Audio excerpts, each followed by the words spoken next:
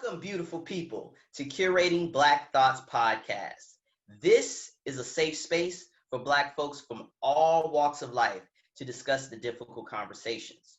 Here, we're not trying to agree or disagree per se, but we are trying to communicate our differences, our similarities, and our common goals so we can get to a better understanding and we can start supporting each other, y'all.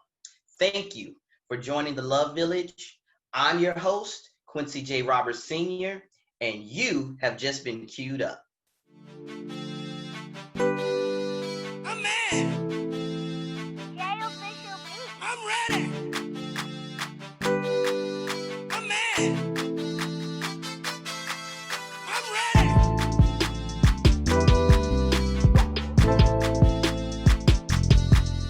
I'm mad.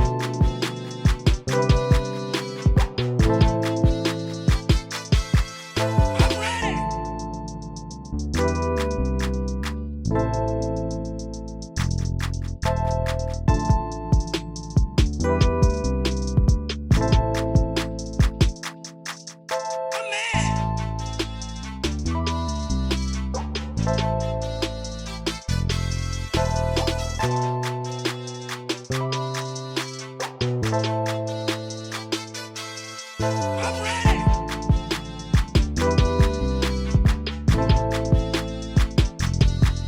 I'm mad.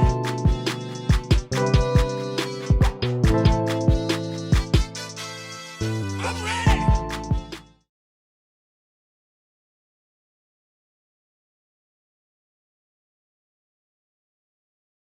On this episode, we're going to sit down with comedian, actor, author, filmmaker, visionary, and just an all-around superb, great human being, Sampson McCormick. Say hello to the Love Village. Hello, Love Village. What's up? I'm glad to be here where all the love is and where our people are. Thank you for joining us. We know laughter and honest conversation have really gotten a lot of people through a lot of shit, including myself. It gives me hope, it inspires, it helps people just carry on through some of the darkest times. I really wanted to sit down with Sampson because we have a lot of personal conversations and they are very deep at heart, but for whatever reason, he keeps me laughing, he keeps me sane. And I just wanted to give this brother his flowers because what we tend to do is we celebrate people when they're gone or we try to highlight them when they're on their way down. And this brother is on his way up and has been on his way up for some time, at least 10, 11 years of my life. So I just wanted to give him his flowers now and just have a conversation and see if he can get more fans, because it's all about, promoting my brothers and sisters, their businesses, their ventures, and just talk, man. Just talk. So let's get right into the conversation. The first question for Sampson McCormick: who is Sampson McCormick? For those out there listening and watching that don't know who you are, who is Sampson McCormick? Oh, an ever-evolving, practically minded artist. That's who I am. I am a person who I grew up on humor. So humor is my center. I've always looked at things in a way where, as Black people, we face a lot of crazy shit as Black people, And so humor, which is, again, humor is my bloodline. Humor's in there. Hennessy, a lot of Hennessy is in there too. A little bit of weed, we all got our things that keep us sane, but I'm someone who lives by humor and lives by, in a non-religious way, faith. That's who I am. So you talked a little bit about comedy, and I know we're going to dive deeper into what you're doing in the realm of comedy, but who are some of the comedians that inspire you? Oh, man. People that I know, Quincy's a comedian. He don't know it yet. Me and Quincy talk, we crack up, he be roasting people. It don't be comedy for me. It'd be like the honest way I feel. It's like truly how I feel. That's comedy, though, is honesty. So I think it's people that I know, people who keep me honest. We had this conversation off camera. We all need people who keep us honest. Uh, in a in a in an inspiring way, I think it's been the ministers. I think a lot of ministers, even though y'all know, well, they don't know, but Quincy knows how I feel about the church. Full of shit, a lot of them. But the ministers, they incorporate humor, and we grew up on that, right? Looking at television, of course, it was the forebearers of Black comedy, Red Fox, Moms Mabley, even back to Burt Williams. We'll talk about that later. Red Fox and Moms Mabley are the two. Paul Mooney, who I'm styled a lot after, and Joan Rivers and Whoopi Goldberg. I was just gonna ask you your top 5, because I know rappers and poets and artists, they have their top 5. Who's your top 5 comedians, dead or alive? Okay, that's easy. Moms Mabley, Red Fox, Richard Pryor, and then I would probably say Paul Mooney and Joan Rivers. I would say, and I'm not a comedian, but I love comedy. I would say Richard Pryor, Red Fox. Mm-hmm. I'm going to toss up between Robin Harris and Paul Mooney. They're kind of like the same to me for some reason, even though Paul Mooney's a little more sassier. No pun intended. And then last but not least, people are going to think I'm crazy when I say this, but Cat Williams. I think Cat Williams is like one of the most underrated, funniest motherfuckers around. He's funny, and you know how Facebook does those little posts. If you were in a roast battle, who would you pick? I would always go with Cat Williams, because Cat Williams is just naturally, like we were just saying, naturally funny to me. So I would definitely say that would be my top 5. Cat Williams' problem, though, is he didn't play the industry game. There's a certain game that you have to play in this business, especially when you're doing the type of humor that Cat Williams does. People like Cat Williams because Cat Williams tells the truth. This is something else. I'm telling y'all, me and Quincy, we'd be going in when we had conversations. We had a whole conversation before this, but and we have one after. Yeah, we go in, but we live in a society now where people are, and I think it comes from social media. It comes because people are afraid, they're going to judge me if I don't have my own opinions about things. And that's what comedy is about. It's about having your own opinion. So a large part of having your own opinion is being able to own your truth. Okay? I wish Jay Spire was here. That's her favorite thing. You got to own your shit. And comics definitely own that shit. You have to. And so Cat Williams is one of those people. Dave Chappelle is one of those people. Any comedian who gets that backlash. And there's another comedian I'm gonna go ahead and give a shout out to. She's a transgender comedian. We've both been in this game for 20 years. It's Flame Monroe. And she was on the Netflix, right? Netflix, and she was on the Breakfast Club. Yes. Oh yeah, we're gonna talk about her. We're gonna get into that. Question. Speaking of people like Flame Monroe, how do you feel about LGBT representation through mainstream media, whether that's comedy, film, music?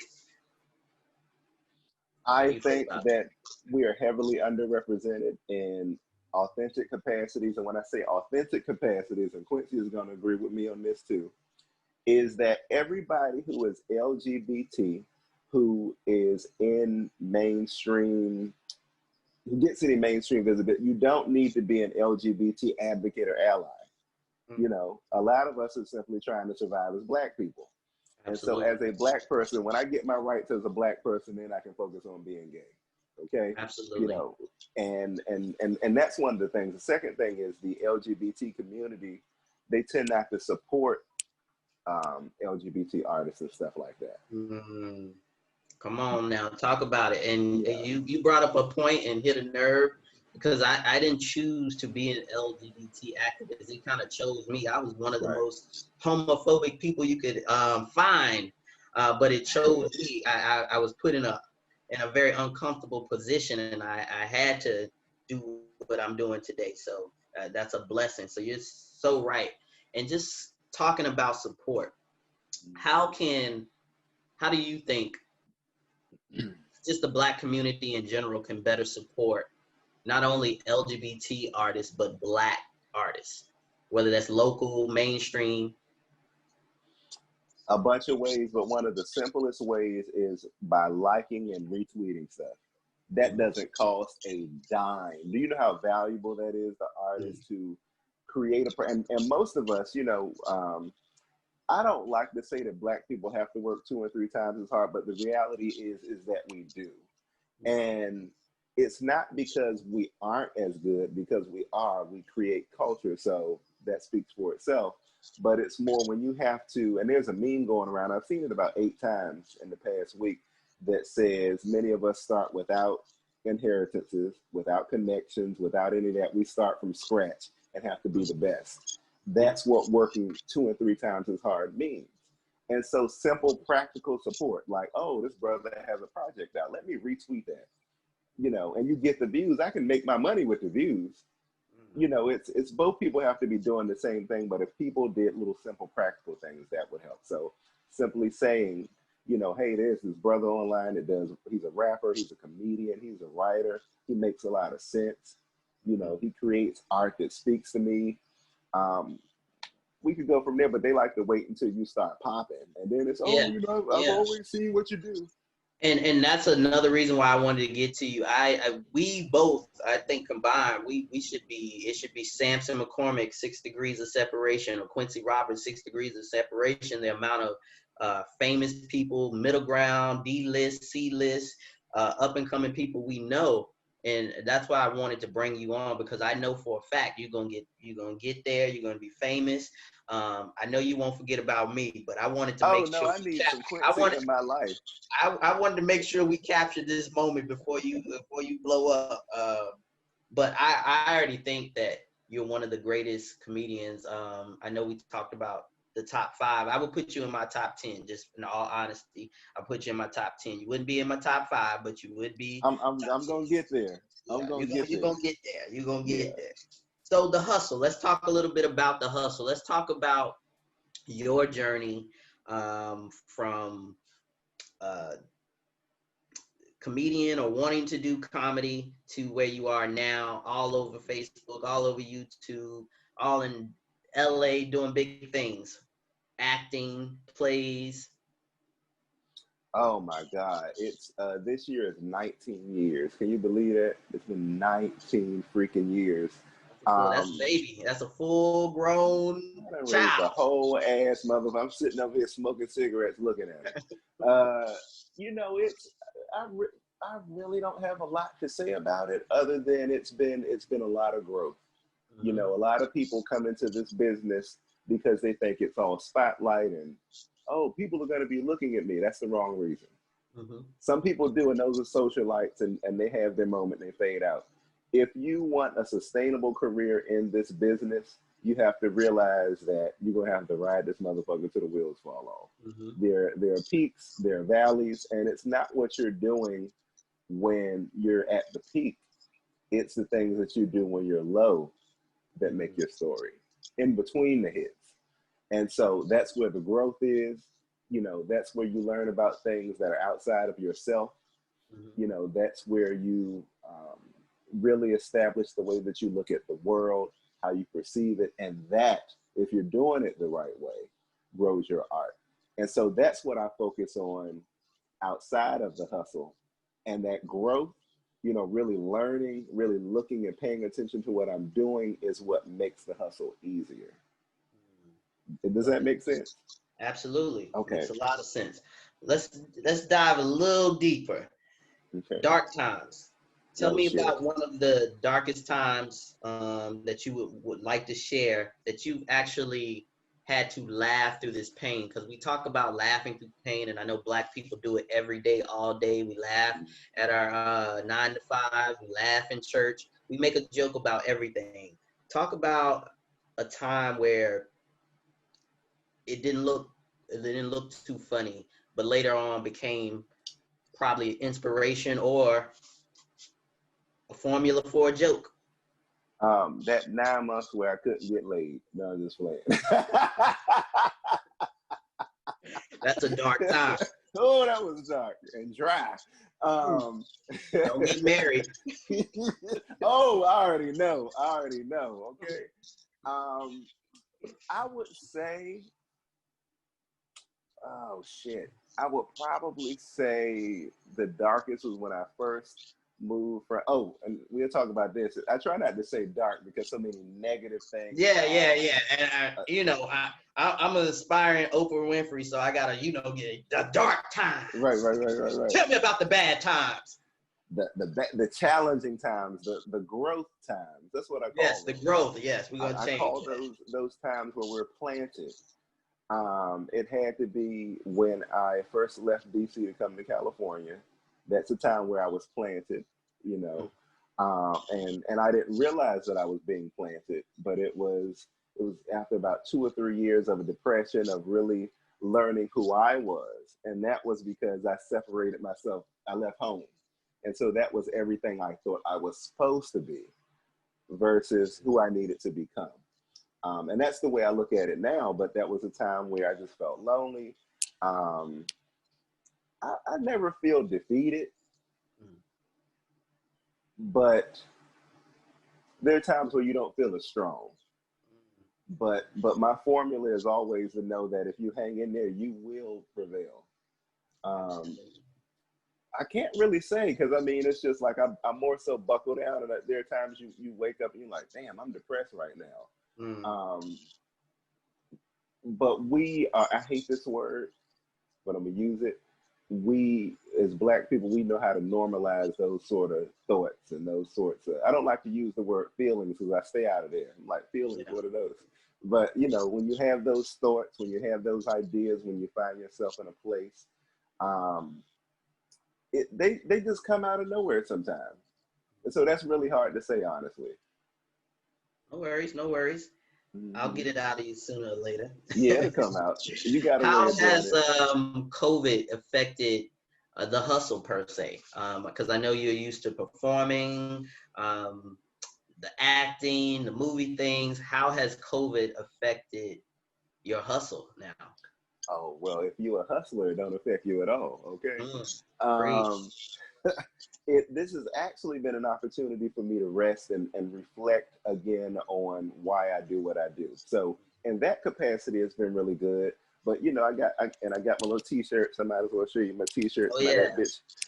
I got t-shirts. I have books. Definitely got to cop some of those. Yeah, you got to get your t-shirts. I got t-shirts. I have books.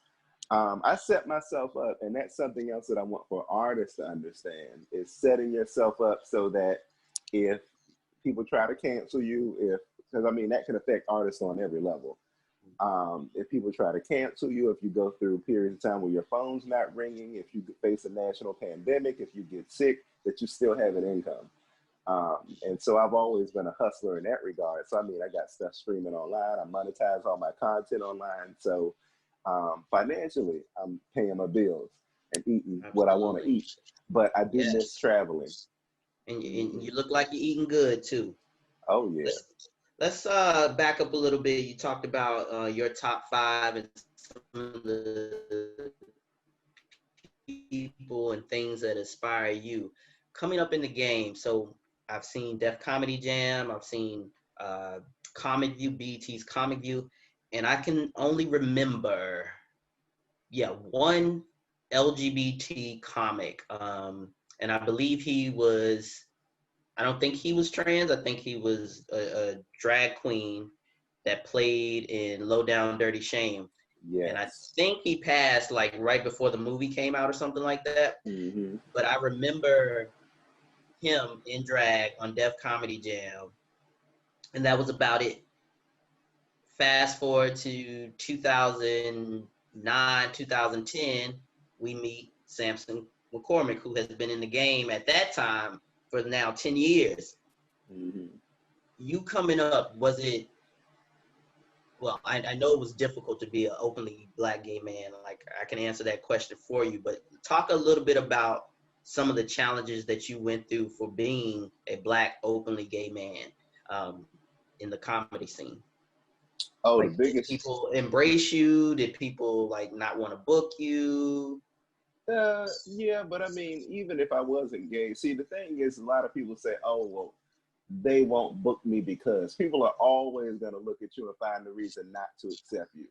Mm. Okay, so one of the best things that I did was I accepted myself first, and I knew going into that arena as an openly gay black man what sorts of adversity I would face.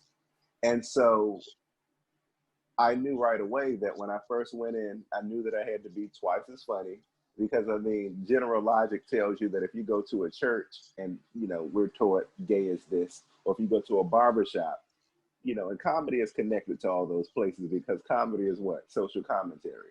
So we're talking about all these different places that we frequent as, in our case, black people.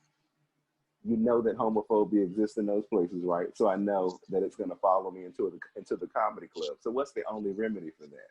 The only remedies for that is one, to be twice as funny, to know your audience and to have confidence in your abilities and in my blackness. And that's the thing that connected me to those audiences. So when I got up in front of those audiences and I would say, hey, I got kicked out of my church for being gay, or my mother fries my chicken in anointing oil, you know, because she thinks she can pray the gay out of me. I knew then that I had to make those audiences see themselves in me. And so I faced a lot of homophobia, but you have to realize the type of work that you're doing through your art. And that is how I was able to overcome that part. The business part, you know, I knew I've never been one to wait around for opportunities. So I knew that I had to build my own doors. So, you know, I started most people found me on YouTube. I knew that I had something to say. I knew that it was important. I knew that it was timely. A lot of it was probably before its time. 10 years from now is when people probably gonna find a lot of the stuff. But I knew that that's what people needed, and that allowed me to open that door for myself. So it all kind of came together. But I did have to work really hard. Good, thanks. And we're glad that you worked so hard and you're still here to tell the story, because a lot of people, they start something and you know, they get a couple of low blows, and next thing you know, they're out of the game. Let's talk a little bit about the LGBT community and how they view comedy. We talk about this a lot. Yeah, we talk about this a lot offline, but I want to address a couple of things because I get a lot of inboxes, and I know you do. You probably get 10 times as more as I do. And when Dave Chappelle first came back out, and I think Dave Chappelle, I'm going to go on record and finally say this, I think Dave Chappelle is a genius. A lot of people are going to be mad at me because they've been asking me how I feel about this, and I've waited till now to publicly say, yeah, I don't have a problem with, hold on, let me back up. I think all comedians are genius, whether I find them funny or not, because to be able to take something that is problematic or people frown upon and turn it into something funny and make a group of people laugh, that's genius.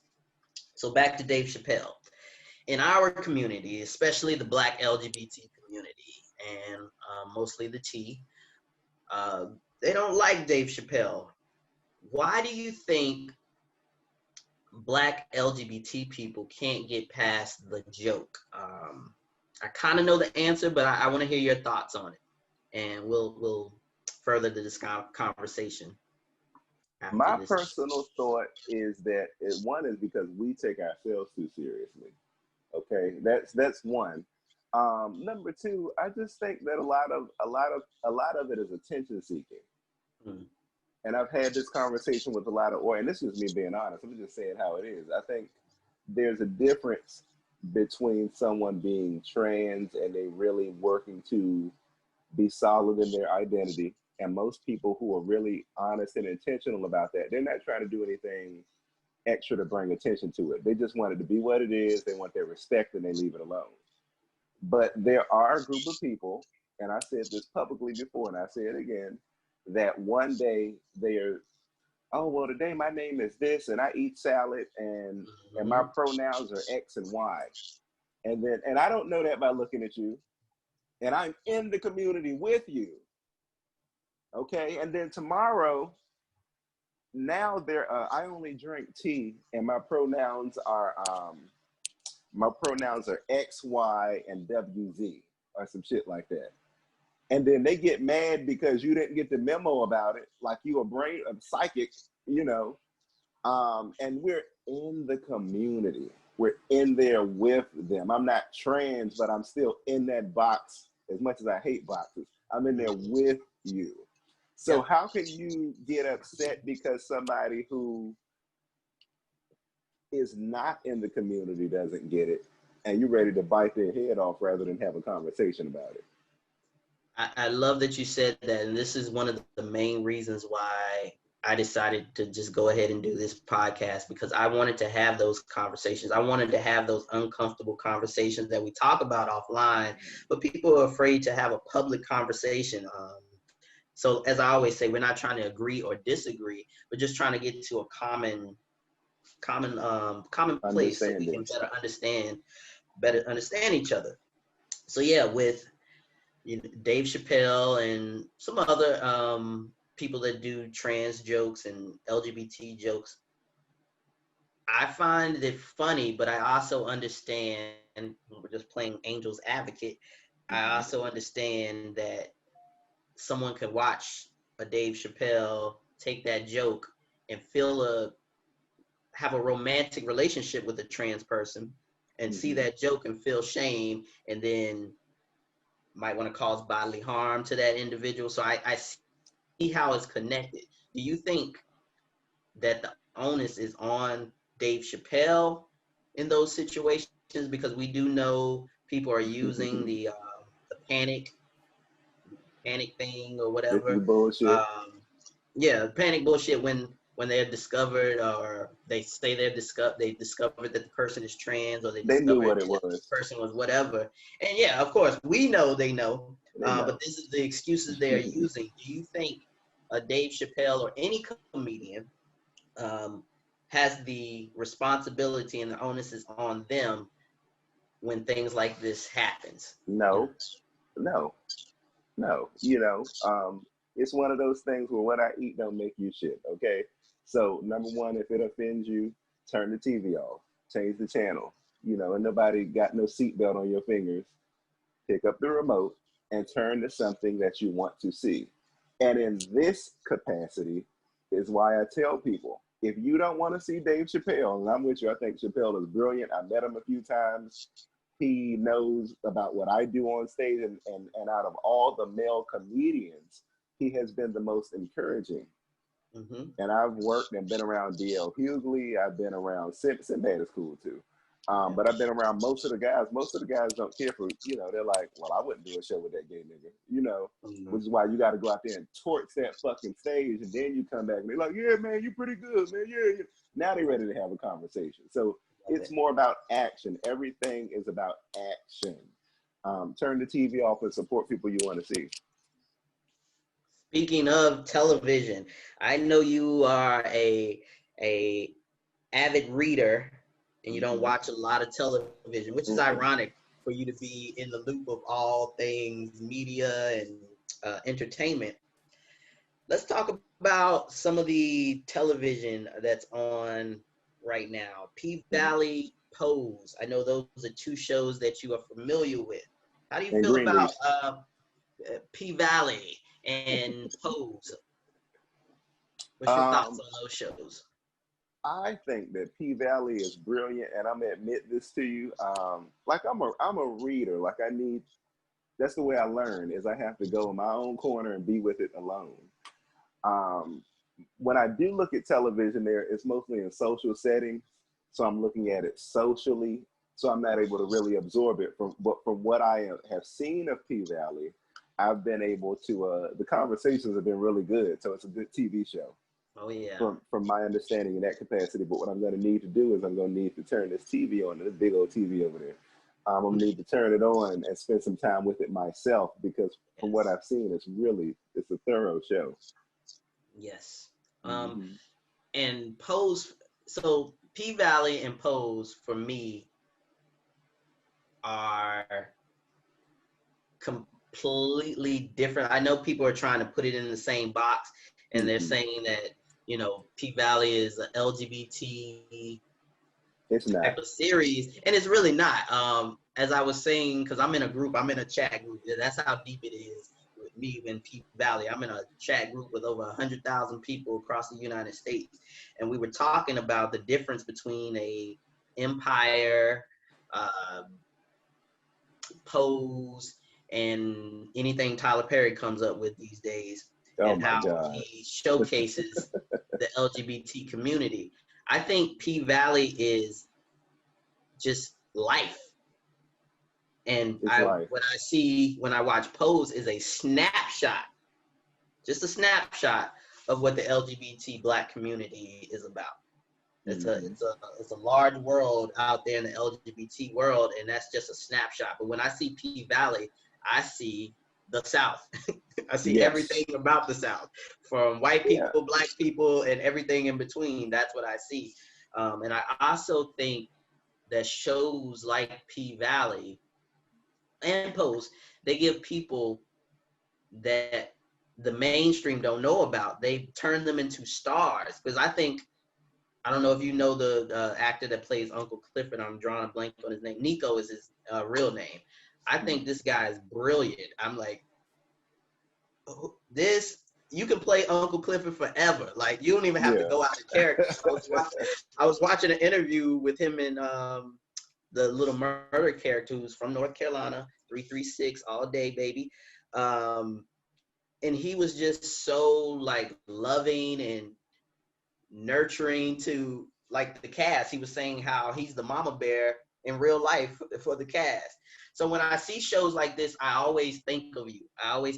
And I'm like, Sampson will be on one of these shows, if not creating one of these shows in the near future. So I always try to get people rallied up behind these shows because I can see someone like yourself. Let's talk a little bit about. I do want to say not P-Valley, but I do get scripts sometimes, so I am on these folks' radars. Good. And if you're listening out here and you're looking for a superb actor, you got one right here. Thoughts about Wildin' Out. That's something else I also see a Sampson McCormick, because with all due respect, I've seen some of the comedians, gay or straight, and they seem to be caricatures. Wildin' Out, how do you feel about its departure and just the overall show and what it did for the comedy scene? I think that Wildin' Out was more for the culture as opposed to comedy. I see why people understood it as comedy because it had a lot of elements of comedy to it. But Wildin' Out was more snapshots of our culture, which our culture is hilarious. That whole block party vibe. You know, we're standing out here roasting on each other. You know, I'm going to say some shit to you to bust you up. And they sent a lot of people home crying on that show. And what did they do in our neighborhoods? A lot of people went back to the house crying. But you knew that if you wanted to hang out there with them, that you needed to mentally and emotionally get some tough skin and learn how to come out. And I think it helped intellectually. Tighten up, as they used to say, tighten up out there. You had to tighten up, yeah. And so I think it was a very mainstream, because a lot of white people looked at that show. Yes. It was That's why I'm surprised it's not on the air. Like, I thought they were going to work that shit out. I really think they are. I think they're going to work it out somehow, some way, because a lot of my friends that are not Black, that's how they started a conversation. It was either weed or Wildin' Out. That's how, that was like the bridge. So it depends on not how we as Black people, this is the thing, and this is just me being honest. We as Black people don't consistently support things enough to really have a say in it. And I'm saying this as somebody who's in the business and who is in there at the meetings and sees the numbers. They don't give a fuck how popular culturally something is unless it has green and digits behind it. Okay. Mm. If those white people who look at it advocate for the show, then it'll come back. All right, so y'all better be out there supporting. I'm tired of hearing support black businesses, and we're not watching black shows. I even tune into Tyler Perry. I think his stuff is disgusting, but it's a whole nother podcast. But I even watch some of his shows just to click on there so that brother can get some ratings, because he's a brother. All right, let's switch gears real quick.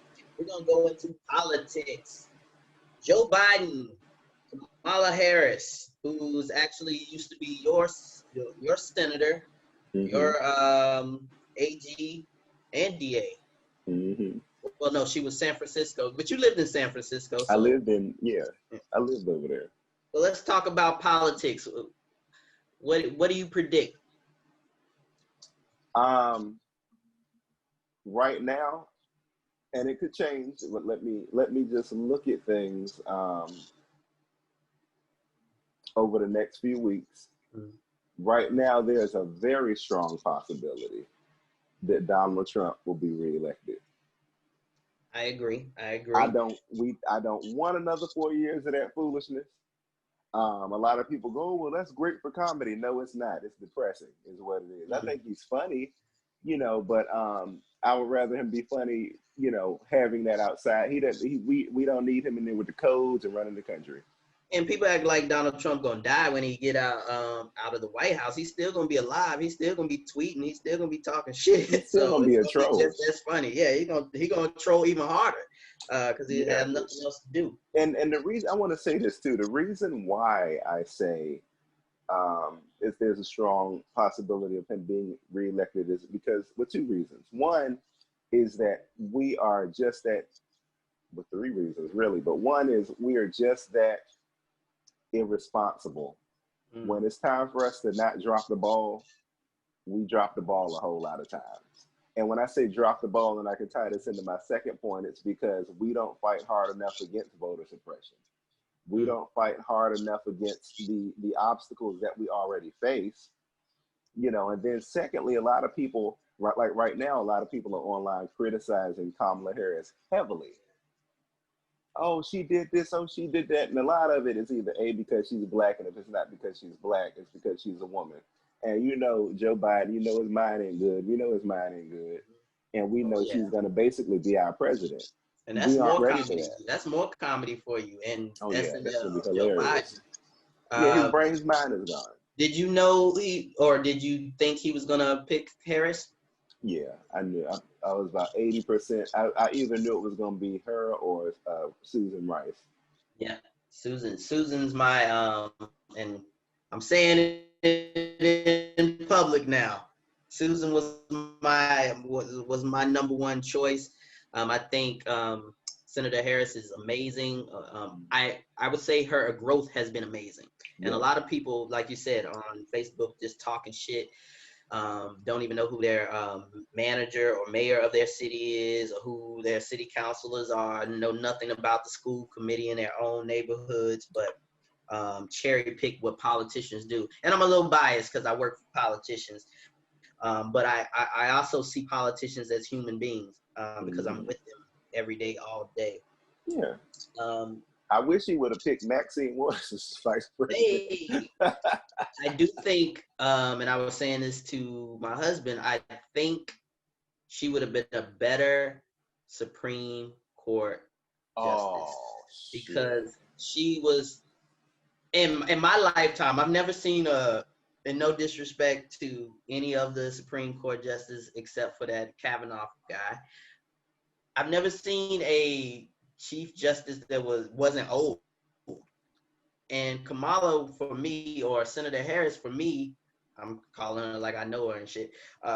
Senator Harris, for me, seemed like the perfect person because of her growth from when she was the DA, a prosecutor, to now. I think she would have been perfect. But that's just what I wanted.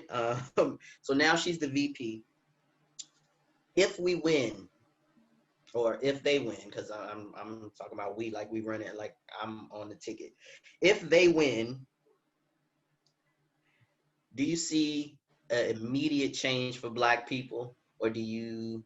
You know the No, answer it's to that. honestly, and You yeah, know the answer to tell us that. how you feel. And I kind of know the answer to that, but I think I have a different opinion. Do you see an immediate change for Black folks, or do you see status quo, us going back to not even where Obama left us off, probably where Obama picked back up? Well, he picked up. I see us back at status quo. I honestly don't think that we have been as heavily impacted by Trump as some of us thought we would be, because he really doesn't care about us. He's not worried about us. We don't make enough money for him. It's middle class white people now who are seeing how much like Black people they really are. That's why they're mad, because they like, damn, I'm a nigga too. That's what a lot of the issue is right now. And so, but for Black people, I think it's what we do. It's what we and our communities start doing collectively that's going to change the status quo. You know, And I know some of your material is political. Do you think it will be even more political going into 2021? It's going to stay. I'm always dynamic. I'm a very dynamic performer, but sometimes I purposely shy away from politics. Sometimes I'll be like, I'm going to get on stage and I'm just going to have a good time.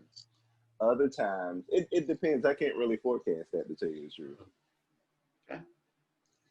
Well, our hour is coming up to a close, and as always, I could talk to you for days and days. Yeah. But for time, I just want to close with some of the things that you are working on, share with our viewers, our listeners, some of the things you're working on, how we can get in contact with you. Another thing that I really want you to get out there is your booking information, because once COVID is gone, as I was telling some of my artist friends, they're saying they're losing money because they can't be out there. But what I always advise people to do is start booking now. Yep. Because COVID ain't gonna be here forever. Yep. And as soon as they let us back outside and take the mask off, all that good stuff, your phone will be blowing up. That way you'll already have something in the queue. I'm booked up now. Next year, I got bookings now through July of next year. You know, yes. So how can we find you for 2022? Oh, well, yeah, I mean, still, you know, you can still book me for stuff now. Look, I'm a hustler. You need a phone sex operator, somebody to talk dirty to you while you're trying to go to sleep, call me, okay? But you can go to SampsonComedy.com, SAMPSON comedy.com. You can also check me out on Instagram, which I'm pretty active on Instagram, but I'm going to start working on new media there. So at Sampson McCormick on Instagram. I have a brand new comedy special that's out now on YouTube called Church Boy. And it's funny. And you said that's on YouTube? It's on YouTube. It's called Church Boy. And it's about 40 minutes long. It could easily be something that you turn on Netflix, but it's not on Netflix because it's actually funny. So, and I'm gonna leave that alone. But yeah, SampsonComedy.com, Instagram, Sampson McCormick. And I also have a movie that that I wrote and produced last year called Party and Play. That's on YouTube too. Yep, I've seen that. Definitely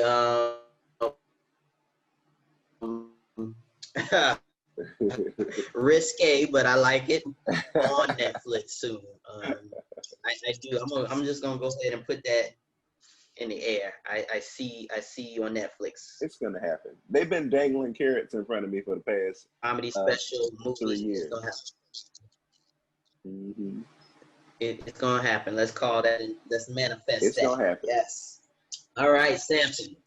Well, thank you so much for sharing space with me. I know you're a busy person. You've got a lot going on. So you taking time out your busy schedule means a lot to me and the Love Village. Thank you, Love Village, for joining us and listening to me and Sampson just talk and rant as we always do. I will definitely have him back. You have just been queued up, Love Village. Thank you for your time. Peace.